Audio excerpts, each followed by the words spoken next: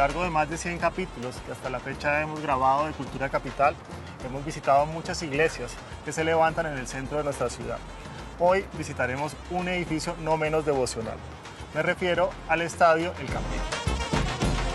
El Estadio Nemesio Camacho El Campín se inauguró el 10 de agosto de 1938, año en que se celebraba el cuarto centenario de la fundación de Bogotá y que coincidió con los Juegos Panamericanos, cuya sede peleó Bogotá con Caracas 2 años antes.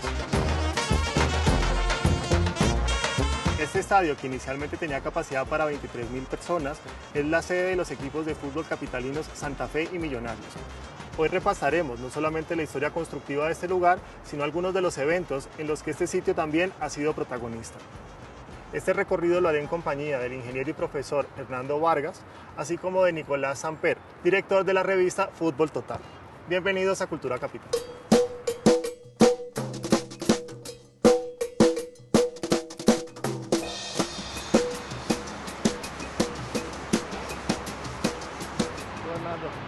Alberto. Nicolás, ¿qué tal? ¿Todo bien? Muy bien. Pues quería que empezáramos a hablar un poco sobre la historia del fútbol, es decir, ¿cuándo empiezan a jugar fútbol en Bogotá?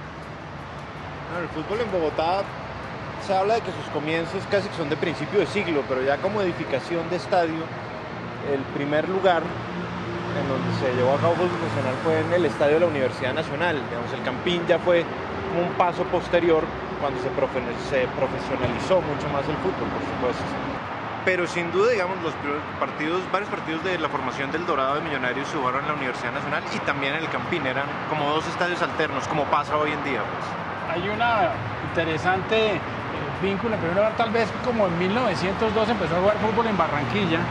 Parece que en el Polo Club se jugaba fútbol a ratos en que los caballos dejaban jugar fútbol. Y en la Merced dicen que los jesuitas tradujeron un reglamento inglés para que, como en los colegios ingleses del siglo XVIII, XIX, se aplicaran las reglas.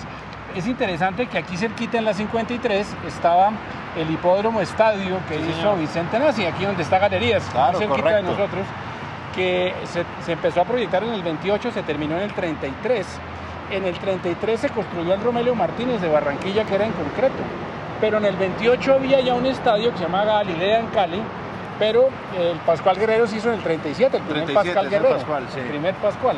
O sea que Bogotá tuvo su estadio con motivo del cuarto centenario, como decía Nicolás, 2 años después de que se hiciera el Estadio Olímpico de Berlín, de los Juegos Olímpicos del 36, y evidentemente en ese momento también se estaba haciendo un estadio muy grande en el 38, cuando se hizo el Campín, por Brunner, el arquitecto que hizo varios barrios de Bogotá, hizo un estadio muy grande, el Estadio Nacional de Santiago de Chile. Había un crecimiento de los estadios, el Monumental de River es del 38, Sí. la Bombonera es del 40, pero además es muy interesante que Wembley es del 23, el gran estadio de Londres, ya era en concreto.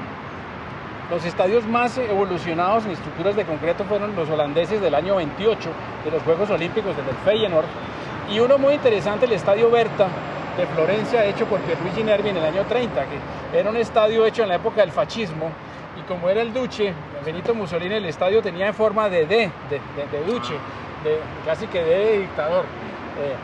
El Campín pertenece a esa época de estadios olímpicos, pero era chiquito, tenía 10.000 espectadores, y después se fue creciendo en varias ocasiones posteriores. O sea que siempre ha habido una relación entre estadios y estructuras en hormigón, pues en concreto. Muy fuerte. Los primeros estadios no eran estadios, eran más bien campos con taludes hechos con escombros que sobraban de la época de la Revolución Industrial. Y en América Latina en general, el fútbol empezó a jugarse en sitios que eran hipódromos, eran los Jockey Club de Río o el Jockey Club de Buenos Aires, que eran sitios donde simultáneamente se usaba como estadio.